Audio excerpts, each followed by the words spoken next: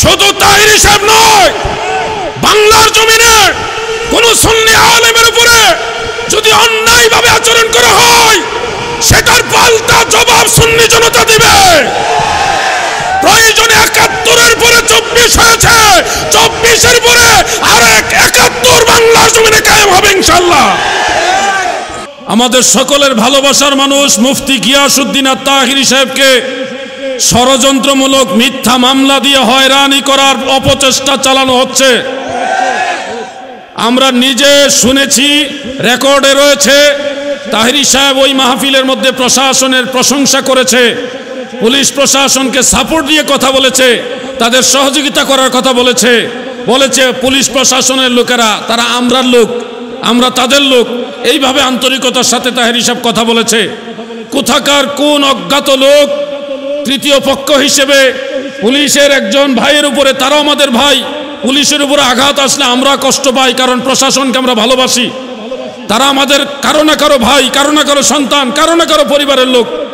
একজন পুলিশ সদস্যের মাথায় আঘাত পেয়েছে, তিনি আহত হয়েছেন, এটার জন্য আমরা দুঃখ প্রকাশ করছি।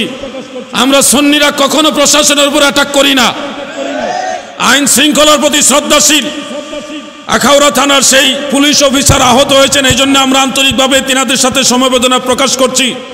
এবং সত্যিকার যে এই আক্রমণটা করেছে, ঢিলটা ছুঁড়েছে, তাকে তদন্তের মাধ্যমে বের করে এনে আইনের আওতায় এনে, শাস্তির আওতায় নিয়ে এনে তাকে দৃষ্টান্তমূলক শাস্তি দেওয়া হোক, সেটাও আমরা চাই।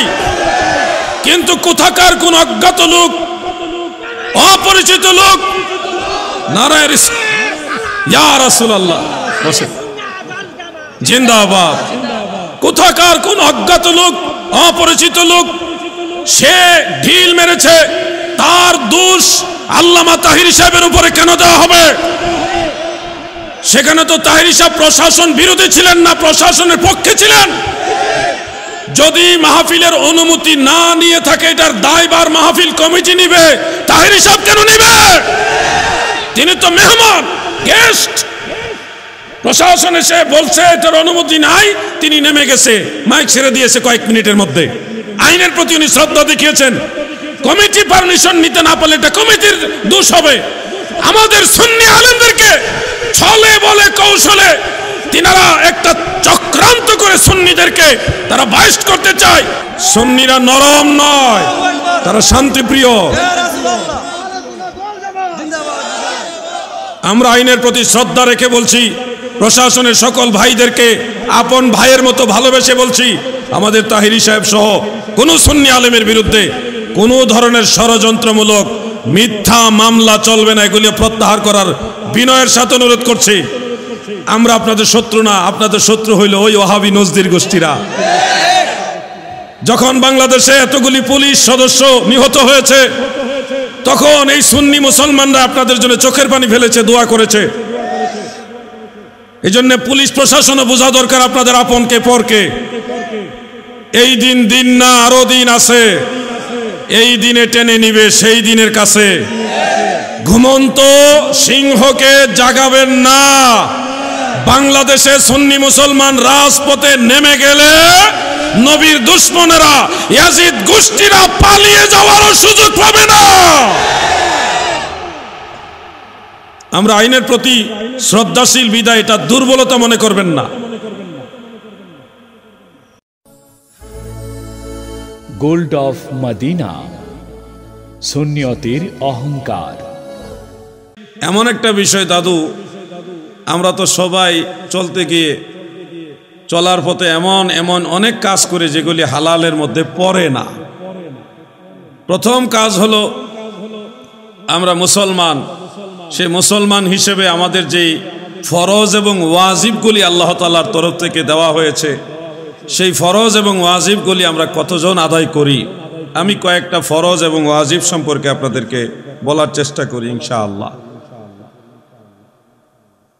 প্রত্যেক দিন সেই নিশির শেষ ভাগ থেকে পরের দিন ঘুম জাগরণ, ঘুম যাওয়া পর্যন্ত অনেকগুলো আমল আমাদের জিন্দেগিতে রয়েছে। একজন মুসলমান হিসেবে ফজরের নামাজটা আমাদের সবার আগে যথা সময় আদায় করা হলো ফরজ, ফরজে আইন।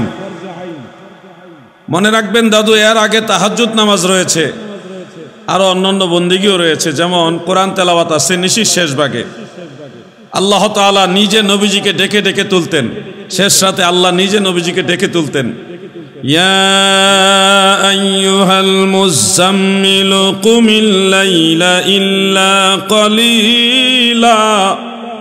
কামলিওয়ালা নবী গো, কম্বল পরনেওয়ালা নবী গো, রাতের সামান্য অংশ আপনি কিয়াম করুন, দাঁড়ান। এখানে কুমিল লাইলা ইল্লা কলিলা, এই কুম দ্বারা কিয়ামুল লাইল তথা তাহাজ্জুদ নামাজকে মিন করা হয়েছে। ফাতাহাজ্জাদ বিহি নাফিলাতাল লাক, প্রিয় নবীজির জন্য 5 ওয়াক্ত নামাজের পরেও তাহাজ্জুদ নামাজটা অতিরিক্ত ফরজ হিসেবে দেওয়া হয়েছে। সুবহানাল্লাহ। নবীর জন্য এটা ফরজ, আমাদের জন্য ফরজ না, এটা আমাদের জন্য সুন্নত।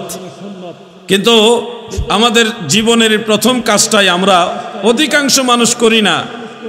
আল্লাহর রাসূল সাল্লাল্লাহু আলাইহি ওয়াসাল্লাম আমাদেরকে উদ্দেশ্য করে বলেছেন, সহিহ মুসলিমের মধ্যে উল্লেখ, যে রাকাতানে মিনাল ফজরি খায়রুম মিনাদ দুনিয়া ওয়া মা ফিহা। ফজরের 2 রাকাত সুন্নত। এই দুনিয়া এবং দুনিয়াতে যত ধন রত্ন যা কিছু আছে সব কিছু যদি এক পাল্লায় রাখে, ফজরের 2 রাকাত সুন্নতের মর্যাদা আরো বেশি হবে। সুবহানাল্লাহ বলেন। কিন্তু আমরা ফজরের নামাজের সময় নাক ডেকে ঘুমাই। মসজিদের মুয়াজ্জিন কি সুন্দর আজান দেওয়ার আগে আমাদেরকে ডেকে ডেকে বলে, অমন ঘুমায় না রে, নাম জপ মাওলার, একদিন ঘুমাইবি রে মন, কবর মাজার মন ঘুমায় না রে। এরকম গজল গায়নি মুয়াজ্জিন সাহেব? গায়নি বিভিন্ন রকম গজল গায় ফজরে আজান দেওয়ার আগে। এটা কিন্তু হযরত বিলাল রাদিয়াল্লাহু আনহুর জামানা থেকে আসছে। প্রিয় নবীজির যুগে বেলাল রাদিয়াল্লাহু আনহু যখন আজান দেওয়ার জন্য দাঁড়াতেন, সুনান আবি দাউদের মধ্যে উল্লেখ, ফজরের আজানের আগে বেলাল রাদিয়াল্লাহু আনহু এরকম সুন্দর সুন্দর দোয়া পড়তেন। একটা দোয়া হলে এভাবে তিনি পড়তেন, আল্লাহুম্মা ইন্নী আহমাদুকা ওয়াস্তাঈনুকা আলা কুরাইশিন আন ইউকিমু দীনাকা ক্বালাত সুম্মা ইউআযযিনু। এই দোয়া পড়ে হযরতে বেলাল আজান দিতেন। আজান দেওয়ার আগে তিনি ভালো কিছু পড়তেন। এই জন্য আমাদের দেশের মুয়াজ্জিন সাহেবরাও আজান দেওয়ার পূর্বে ভালো দোয়া পড়েন। ও মনরে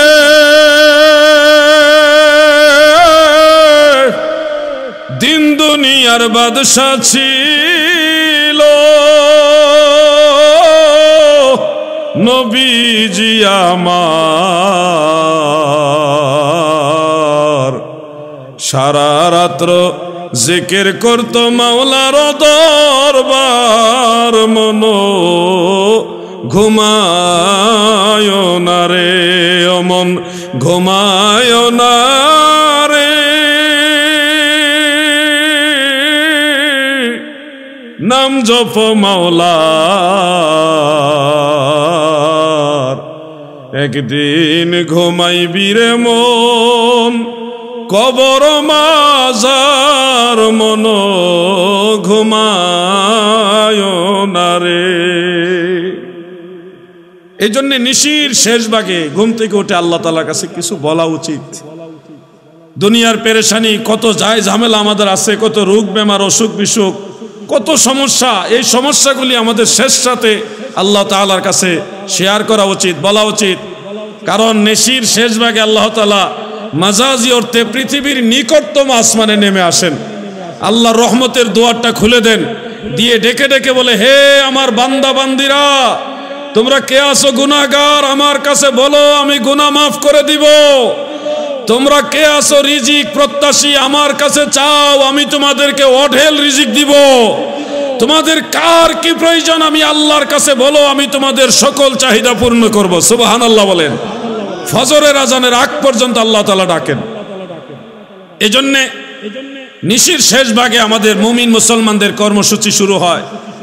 সম্ভব হলে 3টায়, না হলে ফজরের আজানের আধা ঘন্টা আগে ওইটা হইলো কয়েক রাকাত নামাজ তাহাজ্জুদের নিয়তে পড়বেন ইনশাআল্লাহ। বলেন বলেন ইনশাআল্লাহ। এরপরে ফজরের নামাজ।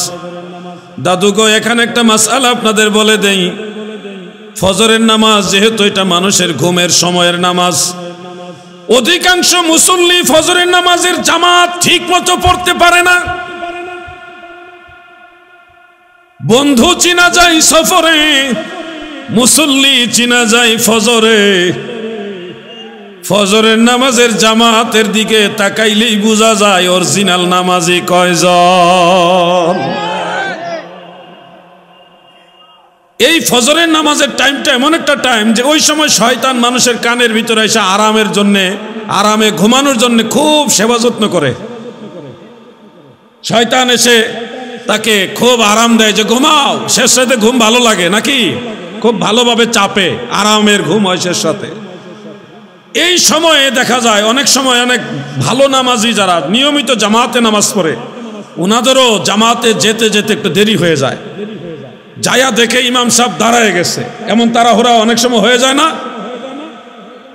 আমাদেরও আগে এরকম হয়েছে, এখনো মাঝে মধ্যে এরকম হয়ে যায়। তাড়াহুড়া করে যাইতে যাইতে দেখি একামত শুরু হয়ে গেছে। এই ক্ষেত্রে আমরা সুন্নত নামাজটা কি করব? অন্য নামাজের যে সুন্নত ওগুলি আর ফজরের নামাজের সুন্নত এটা কিন্তু এক না, বেশ কম আছে। সকল সুন্নতের মধ্যে ফজরের নামাজের সুন্নতের মর্যাদা বড়, সুবহানাল্লাহ বলেন।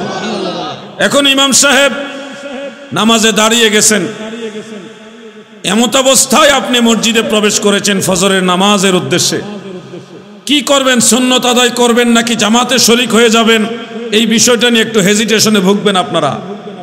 এক্ষেত্রে মাসআলা হলো, ফজরের নামাজ যদি সবেমাত্র শুরু হয়ে থাকে, প্রথম রাকাত, ইমাম সাহেব এইমাত্র প্রথম রাকাত শুরু করলেন, তখন আপনার জন্য মাসআলা হলো আপনি জামাত থেকে একটু দূরে দাঁড়াবেন, বারান্দায় অথবা জামাতের যে কাতার এখান থেকে একটু পিছনে যাবেন, যে 2 রাকাত সুন্নত নামাজ, নামাজের তরতিব ঠিক রেখে সংক্ষিপ্ত পরিসরে আদায় করবেন, ছোট ছোট ছোরা দিয়ে আদায় করে তারপরে ইমাম সাহেবের সাথে জামাতের দ্বিতীয় রাকাতে গিয়ে শরীক হবেন। 1 রাকাত ছুটে গেলেও আপনি পরে ইমাম সাহেব ডান দিকে সালাম ফিরাইলে দাঁড়াইয়া আরেক রাকাত আপনি আদায় করবেন। এতে করে আপনার সুন্নত আদায় হবে, জামাতও পাওয়া হয়ে যাবে। কেন ইমাম সাহেবের সাথেই গিয়ে জামাতে শরীক না হয়ে সুন্নত পরে তারপরে জামাতে শরীক হওয়ার গুরুত্বটা এভাবে কেন দেওয়া হলো? এর পিছনে হাকিকত হলো সহিহ বুখারী ও মুসলিমের মধ্যে হাদিস উল্লেখ রয়েছে। আন আবি হুরায়রা রাদিয়াল্লাহু তাআলা আনহু قال عن أبي هريرة رضي الله عنه نهى رسول الله صلى الله عليه وسلم عن صلاة بعد الفجر حتى تطلع الشمس وبعد العصر حتى تغرب الشمس رواه البخاري سبحان الله বলেন। হযরত আবু হুরায়রা বলেন, নাহা রাসূলুল্লাহ সাল্লাল্লাহু আলাইহি ওয়াসাল্লাম আন সালাতিল ফাজরি বাদাল ফাজরি, ফজরের জামাতের পরে, হাত্তা তাতলু আশ-শামস, সূর্য উদয়ের আগে, এই সময়ে নামাজ পড়তে নিষেধ করেছেন। কথাটা ভালো করে খেয়াল করবেন। ফজরের জামাতের পরে, সূর্য উদয়ের আগে, এই সময়ে সকল প্রকার সুন্নত নফল নামাজ পড়তে প্রিয় নবীজি নিষেধ করেছেন। ওয়া বাদাল আসরি হাত্তা তাগরুব আশ-শামস, আসরের নামাজ জামাত যখন শেষ হয়ে যাবে, সূর্য অস্ত যাওয়ার আগ পর্যন্ত এই সময়ে সকল প্রকার সুন্নত নফল নামাজ পড়তে প্রিয় নবীজি নিষেধ করেছেন। যেহেতু ফজরের জামাতের পরে সূর্য উদিত হওয়ার আগে এই টাইমে সুন্নত নফল নামাজ পড়া নিষেধ, সেহেতু আপনি যদি জামাত চলাকালীন 2 রাকাত নামাজ সুন্নত আদায় না করেন, তাহলে ফজরের সুন্নত আদায় করতে হবে সূর্য উদয়ের পরে। এত সময় মুসল্লিরা বসে থাকে বা থাকবে এই আশঙ্কাটা কম। এই জন্যে সাহাবীদের মধ্যে এক জামাত সাহাবী, আপনারা তাদের নামও শুনেছেন, হযরত উমর ফারুক রাদিয়াল্লাহু আনহু, নাম শুনছেন কিনা? ওনার জমানায় এক দল তাবেঈ এবং সাহাবীদের মধ্যে প্রিয় নবীজির আপন চাচাতো ভাই হযরত আব্দুল্লাহ ইবনে আব্বাস রাদিয়াল্লাহু আনহুমা, হযরত আব্দুল্লাহ ইবনে মাসউদ যিনি সাহাবীদের মধ্যে মুফতি ছিলেন, মারহাবা বলেন।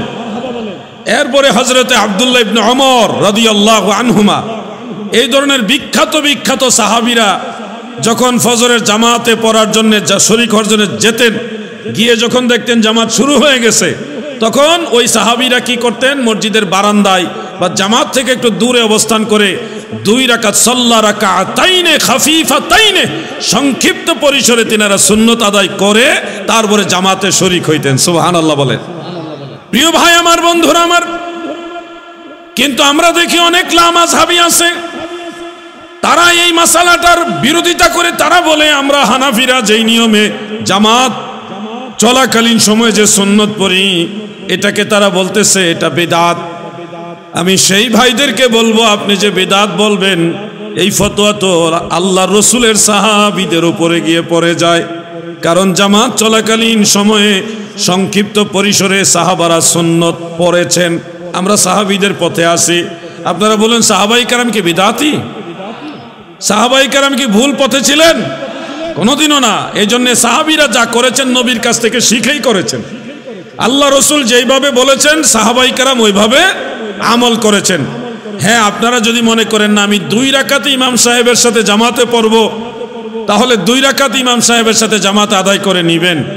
যখন ইমাম সাহেব সালাম ফিরাবেন, ওনার সাথে বসে তসবিহ তাহলিল দোয়া ইস্তেগফার এগুলি করে বসে থাকবেন। সূর্য উদয়ের পরে আপনারা সুন্নত পড়বেন, ফজরের সুন্নতটা এটা পরে নেবেন, ওই এখতিয়ারও আছে আপনার।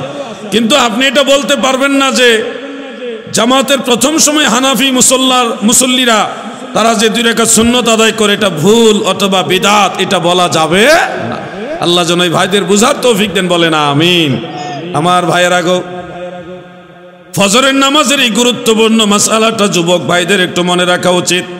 কারণ এই জামানাটা ফিতনার জামানা, চতুর্দিকে ফিতনা আর ফিতনা। দেখবেন নতুন নতুন শায়েখ বের হয়ে আপনাদেরকে বিভিন্ন ধরনের মাসআলা মাসাইলে কনফিউশনে ফেলে দিবে। এই জন্য আমার মুর্শিদ কেবলা বলতেন, ভবে হাটেতে হাটকো কিনতে এসে চিনতে, নারী লিপিত লোকে মিকেল, বাহিরের রূপে ধাঁধা লাগিল রে তুই, মজিলিমা কালো দেখে ভেলো, রক্ষা কর মুরে শত্রু হস্ত হতে, পদ খঞ্জ করো পাপ পথে যেতে, শক্তি দিও যেতে মক্কা মদিনাতে, নিজ গো নেখমদাসে এলাহি আল্লাহুম্মা মহব্বতে।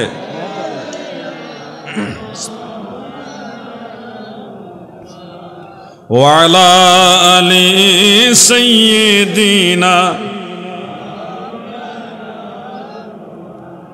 প্রিয় ভাই আমার, বন্ধুরা আমার, এই ফজরের নামাজ হলো আমাদের জীবনের সবচেয়ে গুরুত্বপূর্ণ নামাজ। এই নামাজ পড়ে আপনি যখন কাজ করবেন, দেখবেন প্রতিটা কাজ আপনার দিনের বেলায় সহজ হয়ে যাবে। ট্রাই করে দেখেন না কিছুদিন। ইমাম মুনজিরি রহমতুল্লাহ আলাইহি আত-তারগীব ওয়াত তারহিবের মধ্যে বেশ কয়েকটা হাদিস এক জায়গায় জমা করেছেন। আল্লাহ তাআলা বলেছেন হাদিসে কুদসি যে আমার বান্দারা যখন নামাজ যথাসময়ে আদায় করে, তখন সকল দায় দায়িত্ব আমি আল্লাহর উপরে চলে আসে, তার সকল কাজ আমি সহজ করে দেই। সুবহানাল্লাহ বলেন। আর যখন যথাসময়ে আপনি নামাজ আদায় না করবেন, দেখবেন পেরেশানি শেষ হয় না, আপনার ঝামেলাই শেষ হবে না। মনে হইতেছে জোহরে আজান দিছে, এই জামাতে যাব নামাজ পড়বো, 1:30 বেজে গেছে, এই যাইতেছি কাজটা শেষ করে লই, 2টা বেজে গেছে, এই কাজটা শেষ করে লই, 2:30 3টা বেজে যাবে, আপনার কাজ আর শেষ হবে না। যত সময় নামাজও পড়েন না, কাজও শেষ হবে না। টাইম মতো নামাজ পড়ে নেন, যে কোনো কঠিন কাজ আল্লাহ আপনাকে সহজ করে দিবে। সুবহানাল্লাহ বলেন। বিশ্বাস আসেনি আল্লাহর উপরে? সবাই বলেন আছে কিনা ভাই? আচ্ছা ভাই, মনে দেরিতে আইছেন। বন্ধুরা আমার, দাদু ভাইরা আমার, এই বিষয়গুলো আমাদের প্রত্যেকের খেয়াল রাখা উচিত। আমাদের বক্তাদের জন্য সুবিধা, আমাদের রাত্রেবেলা ঘুম হয় না। এই মাহফিল শেষ করে হয় না, চেষ্টা করলে হবে না। মাহফিল 12টা, 12:30, 1টায় শেষ করে রওনা দেই, এক এলাকা থেকে আরেক এলাকা যাইতে যাইতে ফজরের টাইম হয়। সুন্দর মতো আমরা জামাতের সাথে নামাজ আদায় করে বিশ্রাম নিতে পারি। এটা আমাদের জন্য একটা সুযোগ, এবং শেষ রাতের আমলটাও আল্লাহর দরবারে হাজিরাটা হয়ে যায়। কারণ রাতে তো এমন ঘুম হয় না, অমন ঘুম হয় না, এই জন্য হাজিরাটা হয়ে যায়। আলহামদুলিল্লাহ। আপনাদেরকে বলবো দাদু, চেষ্টা করলে হবে। দেখেন কবরস্থানের দিকে তাকিয়ে দেখেন, এই যে কবরবাসীর স্মরণিত মাহফিল, এটা তাদের দিকে তাকিয়ে দেখেন কত মানুষ কবরে শুয়ে গেছে। একবার যারা কবরে চলে গেছে, দ্বিতীয়বার আর ফিরে আসতে পারে নাই। আমরাও যেদিন মরে যাব আর ফিরে আসতে পারবো না। পারবেন আপনারা? যতদিন বেঁচে আছেন ততদিনই আপনি চাইলে নামাজ সহ বিভিন্ন নেক আমল করতে পারবেন। যেদিন আপনি মরে যাবেন আপনার আমল নামা বন্ধ হয়ে যাবে। ইজা মাতাল ইনসান ইনকিতাআল আমালু আনহু, মানুষ যখন মারা যায় তার সকল আমলের দরজা বন্ধ হয়ে যায়। আমলের দরজা বন্ধ হয়ে যায়, এটার অর্থ এই না যে অন্য কেউ দোয়া করলে সে উপকৃত হবে না, বরং সে নিজের থেকে আর কোনো আমল করতে পারবে না। নামাজ পড়তে পারবে না, জিকিরও করতে পারবে না, তাসবিহ তাহলিল কোনো আমল করতে পারবে না। কিন্তু বাইরের কোনো মুমিন মুসলমান যদি তার জন্য দোয়া করে, ইস্তেগফার করে, তার পক্ষে আল্লাহর কাছে ক্ষমা চায়, ইসালে সওয়াব করে, তাহলে সেটার দ্বারা অবশ্যই সে উপকৃত হবে। যেমন আল্লাহ নিজেই দোয়া শিখাইছেন। সেই দোয়াটা হলো রব্বির হামহুমা কামা রব্বায়ানি সগীরা। বলেন না, রব্বির হামহুমা কামা রব্বায়ানি। মা বাবার জন্য দোয়া করবেন। সন্তান যদি মা বাবার জন্য এইভাবে দোয়া করে, ওই দুয়ার বরকতে কবরের আযাব আল্লাহ মাফ করে কবর জান্নাতের বাগান বানায় দেয়। অন্যান্য মুসলমানদের জন্য দোয়া করার দোয়া আল্লাহ নিজে শিক্ষা দিয়েছেন, যেমন রব্বানা গফির লানা ওয়া লিইখওয়ানিনা আল্লাযীনা সাবাকুনা বিল ঈমান। আল্লাহ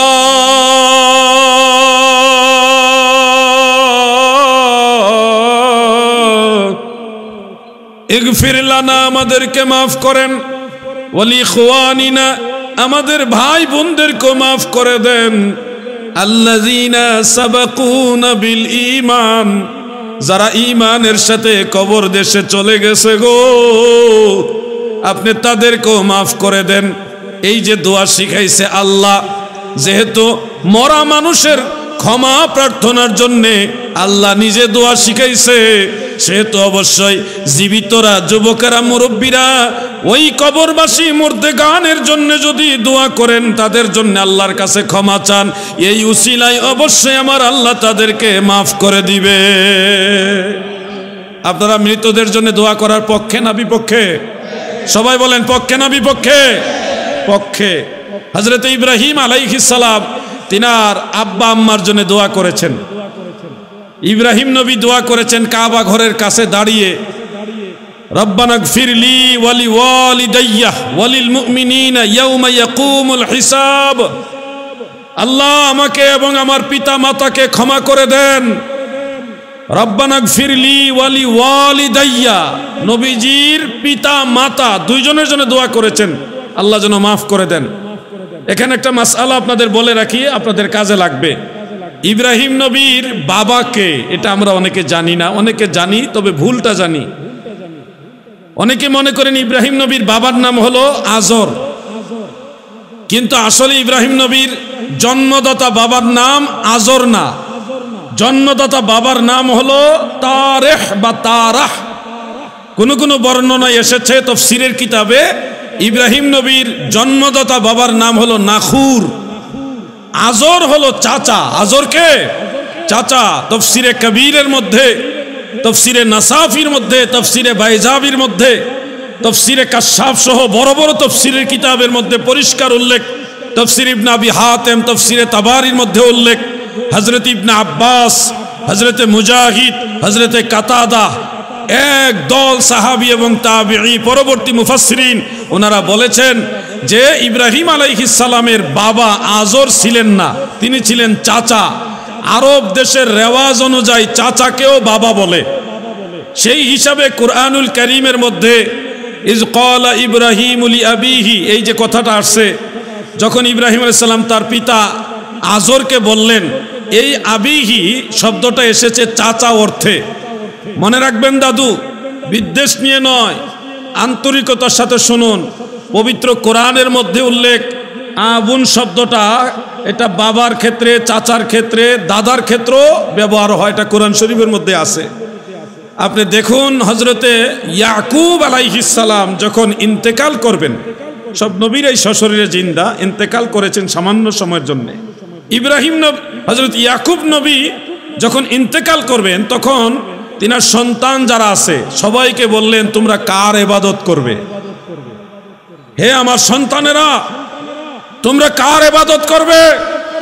তখন ক্বালু না'বুদু ইলাহাকা ওয়া ইলাহা আবাইকা, আমরা ইবাদত করব আপনার ইলাহির, যিনি আপনার পিতাদেরও ইলাহি। পিতা কারা? ইলাহা আবাইকা, এই আবাইকা কারা? ইব্রাহিমা ওয়া ইসমাঈলা ওয়া ইসহাকা, এই নামগুলি এসেছে কোরআনে।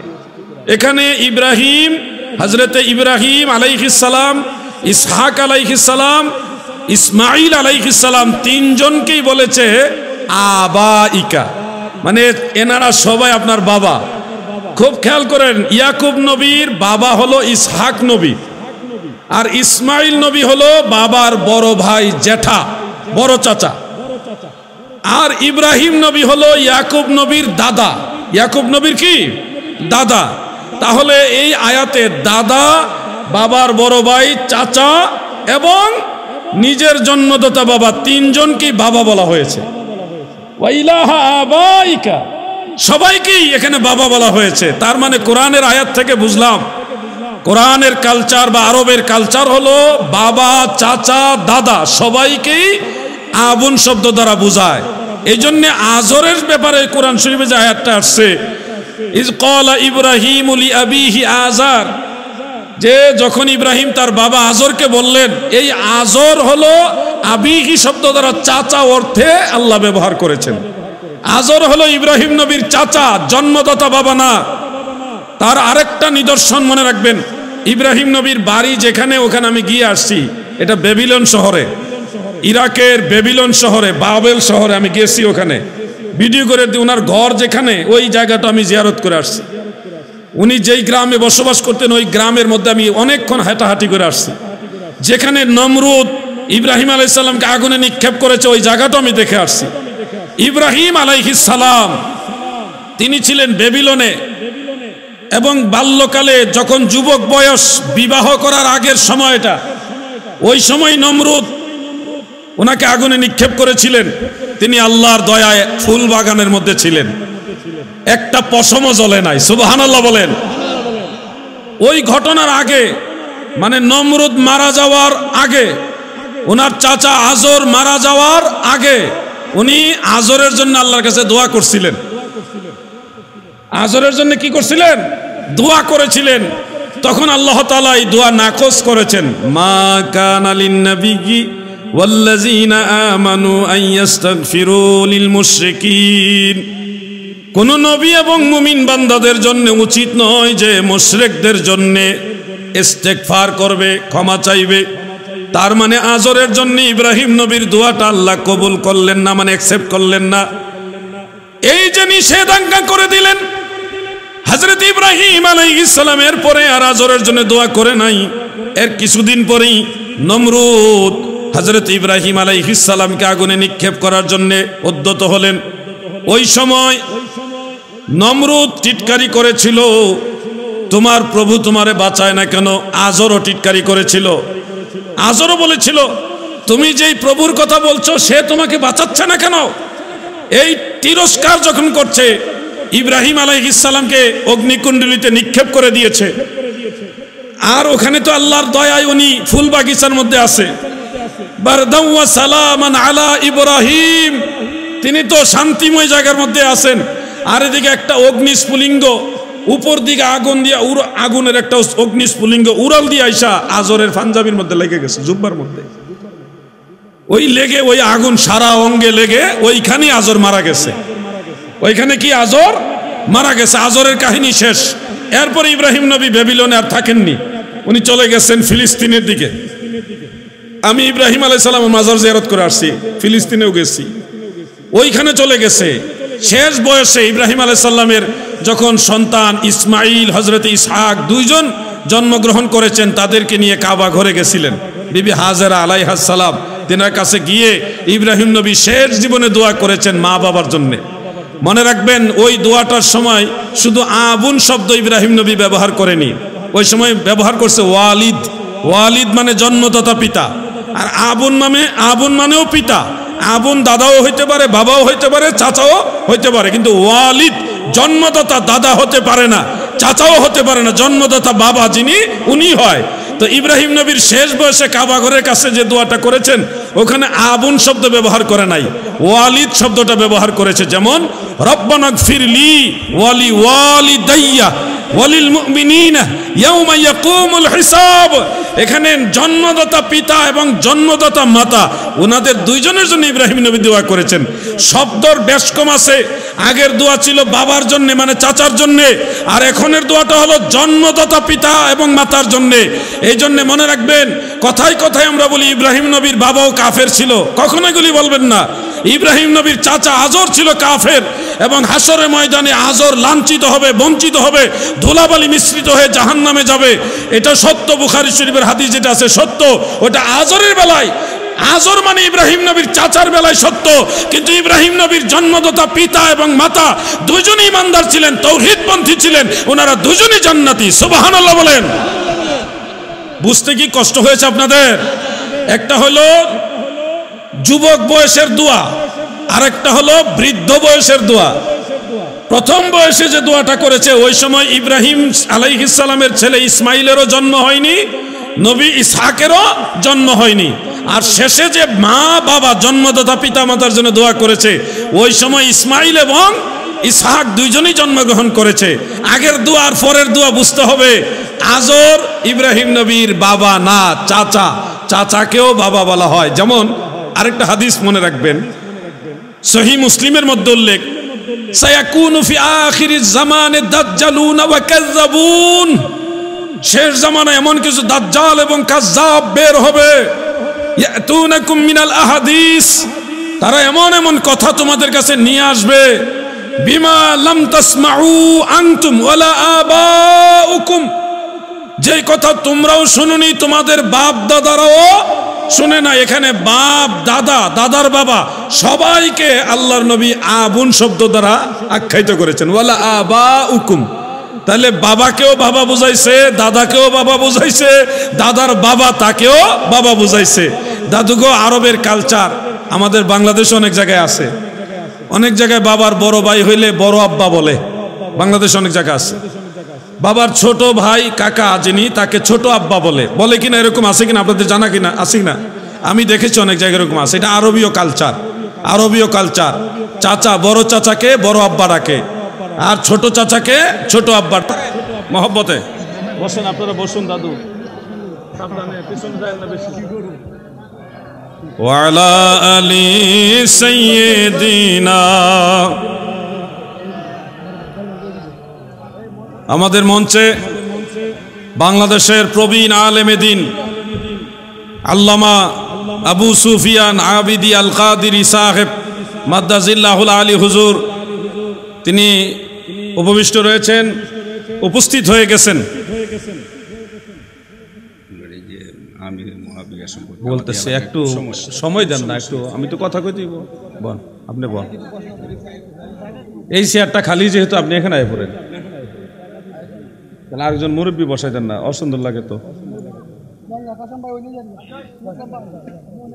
জিকির লা ইলাহা, আপনারা বসে যান। আচ্ছা থাক, সবাই দাঁড়াতে অসুন্দর লাগে, বসেন। ইল্লাল্লাহু লা ইলাহা লা ইলাহা ইল্লাল্লাহু মুহাম্মাদুর রাসূলুল্লাহ সাল্লাল্লাহু আলাইহি ওয়াসাল্লাম। আজকে এই কথা কইেন না, আমাদের মুরব্বী আল্লামা আবু সুফিয়ান আবিদি আল কাদিরি হুজুরকে সামনে রেখে একটা কথা বলতে চাই। সেটা হলো, বাংলাদেশে আমরা সুন্নি মুসলমান সব সময় শান্তিপ্রিয় প্রশাসন বান্ধব, আইন শৃঙ্খলার প্রতি অনুগত। সেই সুবাদে আমাদের পীর মাশায়েখদেরকে নিয়ে দরবার, খানকা, বিভিন্ন ধর্মীয় কাজ নিয়ে আমরা পড়ে থাকি। আমরা কখনো উগ্রতা ও শৃঙ্খলতা এগুলির সাথে জড়িত না। তাসাউপন্থী মানেই মানুষকে খাওয়ায়, তরিকতপন্থী মানে জিকির আজকার করে মানুষের সাথে ভালো সম্পর্ক রাখে। কিন্তু আমরা দেখছি দেশের প্রেক্ষাপট চেঞ্জ হওয়ার পর থেকেই আমাদের সুন্নি জামাতের অনেকগুলো পীর বুজুর্গ যারা আছে তাদের মাজারগুলো ভেঙ্গে দেওয়া হয়েছে। এরপরেই বিভিন্ন দরবারে দরবারে খানকায় আক্রমণ করে বিভিন্ন দরবার লুটপাট করা হয়েছে। এরপরেই তারা টার্গেট করেছে আহলে সুন্নাত ওয়াল জামাতের সুন্নি আলেমদেরকে। আমরা দেখেছি গতকাল আমাদের সুন্নি জামাতের উজ্জ্বল নক্ষত্র, আমাদের সকলের ভালোবাসার মানুষ মুফতি গিয়াসউদ্দিন আত-তাহিরি সাহেবকে ষড়যন্ত্রমূলক মিথ্যা মামলা দিয়ে হয়রানি করার অপচেষ্টা চালানো হচ্ছে। আমরা নিজে শুনেছি, রেকর্ডে রয়েছে, তাহিরি সাহেব ওই মাহফিলের মধ্যে প্রশাসনের প্রশংসা করেছে, পুলিশ প্রশাসনকে সাপোর্ট দিয়ে কথা বলেছে, তাদের সহযোগিতা করার কথা বলেছে। পুলিশ প্রশাসনের লোকেরা তারা আমরার লোক, আমরা তাদের লোক, এইভাবে আন্তরিকতার সাথে তাহিরি সাহেব কথা বলেছে। কোথাকার কোন অজ্ঞাত লোক তৃতীয় পক্ষ হিসেবে পুলিশের একজন ভাইয়ের উপরে, তারাও আমাদের ভাই, পুলিশের উপরে আঘাত আসলে আমরা কষ্ট পাই, কারণ প্রশাসনকে আমরা ভালোবাসি। তারা আমাদের কারো না কারো ভাই, কারো না কারো সন্তান, কারো না কারো পরিবারের লোক। একজন পুলিশ সদস্যের মাথায় আঘাত পেয়েছে, তিনি আহত হয়েছেন, এটার জন্য আমরা দুঃখ প্রকাশ করছি। আমরা সুন্নিরা কখনো প্রশাসনের উপর অ্যাটাক করি না, আইন শৃঙ্খলার প্রতি শ্রদ্ধাশীল। আখাউড়া থানার সেই পুলিশ অফিসার আহত হয়েছেন, এই জন্য আমরা আন্তরিকভাবে তিনাদের সাথে সমবেদনা প্রকাশ করছি। এবং সত্যিকার যে এই আক্রমণটা করেছে, ঢিলটা ছুঁড়েছে, তাকে তদন্তের মাধ্যমে বের করে এনে আইনের আওতায় এনে শাস্তির আওতায় নিয়ে এনে তাকে দৃষ্টান্তমূলক শাস্তি দেওয়া হোক, সেটাও আমরা চাই। কিন্তু কোথাকার কোন অজ্ঞাত লোক, অপরিচিত লোক, নারায়ে রিসালাত, ইয়া রাসূলুল্লাহ জিন্দাবাদ, কোথাকার কোন অজ্ঞাত লোক, অপরিচিত লোক, সে ঢিল মেরেছে, তার দোষ আল্লামা তাহিরি সাহেবের উপরে কেন দেওয়া হবে? সেখানে তো তাহিরি সাহেব প্রশাসন বিরোধী ছিলেন না, প্রশাসনের পক্ষে ছিলেন। যদি মাহফিলের অনুমতি না নিয়ে থাকে, এটার দায়ভার মাহফিল কমিটি নিবে, তাহিরি সাহেব কেন নিবে? তিনি তো মেহমান, গেস্ট। প্রশাসন এসে বলছে এটার অনুমতি নাই, তিনি নেমে গেছে, মাইক ছেড়ে দিয়েছে কয়েক মিনিটের মধ্যে। আইনের প্রতি উনি শ্রদ্ধা দেখিয়েছেন। কমিটি পারমিশন নিতে না পারলে এটা কমিটির দোষ হবে। আমাদের সুন্নি আলেমদেরকে ছলে বলে কৌশলে তিনারা একটা চক্রান্ত করে সুন্নিদেরকে তারা বাইস্ট করতে চায়। মনে রাখবেন, শুধু তাহিরি সাহেব নয়, বাংলার জমিনে কোন সুন্নি আলেমের উপরে যদি অন্যায়ভাবে আচরণ করা হয়, সেটার পাল্টা জবাব সুন্নি জনতা দিবে। প্রয়োজনে ৭১-এর পরে ২৪ হয়েছে, ২৪-এর পরে আরেক ৭১ বাংলার জমিনে কায়েম হবে ইনশাআল্লাহ। সুন্নিরা নরম নয়, তারা শান্তিপ্রিয়। আমরা আইনের প্রতি শ্রদ্ধা রেখে বলছি, প্রশাসনের সকল ভাইদেরকে আপন ভাইয়ের মতো ভালোবেসে বলছি, আমাদের তাহিরি সাহেব সহ কোন সুন্নি আলেমের বিরুদ্ধে কোন ধরনের ষড়যন্ত্রমূলক মিথ্যা মামলা চলবে না, এগুলি প্রত্যাহার করার বিনয়ের সাথে অনুরোধ করছি। আমরা আপনাদের শত্রু না, আপনাদের শত্রু হইল ওই ওহাবি নজদির গোষ্ঠীরা। যখন বাংলাদেশে এতগুলি পুলিশ সদস্য নিহত হয়েছে, তখন এই সুন্নি মুসলমানরা আপনাদের জন্য চোখের পানি ফেলেছে, দোয়া করেছে। এই জন্য পুলিশ প্রশাসনও বোঝা দরকার আপনাদের আপনকে পরকে। এই দিন দিন না, আরো দিন আছে, এই দিনে টেনে নিবে সেই দিনের কাছে। ঘুমন্ত সিংহকে জাগাবেন না। বাংলাদেশে সুন্নি মুসলমান রাজপথে নেমে গেলে নবীর দুশমনেরা, ইয়াজিদ গোষ্ঠীরা পালিয়ে যাওয়ারও সুযোগ পাবে না। আমরা আইনের প্রতি শ্রদ্ধাশীল বিদায়, এটা দুর্বলতা মনে করবেন না। যারা আইন প্রশাসনকে সম্মান করে না তাদেরকে তেল দেন, নমো নমো করেন, আর আমরা সম্মান করি বিদায় আমাদের সবসময় বাস দিবেন, এটা ঠিক না। এই কথাটা আমার বাবাকে বাজানকে সামনে রেখেই বললাম।